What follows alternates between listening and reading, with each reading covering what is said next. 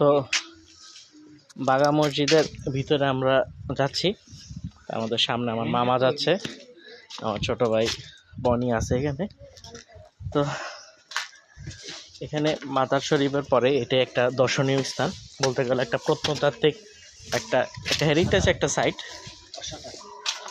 প্লেসটা খুবই সুন্দর এবং সত্যি খুব অসাধারণ বলতে গেলে আসলে কোনো প্লেস না ভিজিট করা বা না দেখা পর্যন্ত বলা সম্ভব না। যখন আপনি নিজে মামা একটু দাঁড়ান, নিজে ভিজিট না করবেন বা নিজে না যাবেন তখন করতে পারবেন না। যেখানে বাগার বিস্তারিত দেওয়া আছে।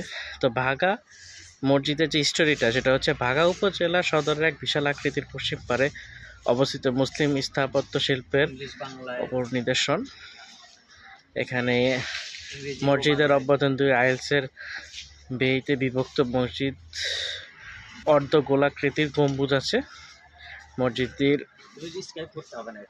এখানে আছে, ইংলিশে আছে, এখানে আপনারা পড়ে নেবেন। পড়লাম না, কারণ পড়লে আসার মজাটা হারাই ফেলবেন। এখানে হচ্ছে বাগা মসজিদ। জুতা হাতে নিতে হবে না। এই যে সেই ঐতিহাসিক বাগা মসজিদ, অসাধারণ কারুকার্য শিল্পে বলা অসাধারণ একটা প্লেস। মামা আপনি কি বলেন? অসাধারণ, এটা চোখে না দেখলে বিশ্বাস করা যাবে না ভিউয়ার্স।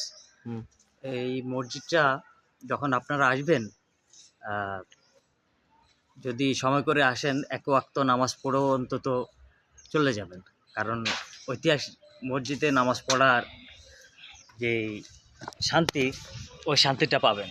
আর সচরাচর সব এরকম প্রত্নতাত্ত্বিক ইয়াতে নামাজ পড়ার সৌভাগ্য সবার হয় না। এই মসজিদের নকশাটা নকশা ভেঙে গেছে, নকশা করতে চায় না, 3 নকশা আসছিল, তা পারে না।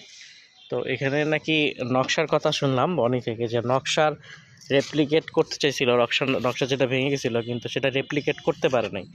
মানে কতটা নিখুঁতভাবে করা।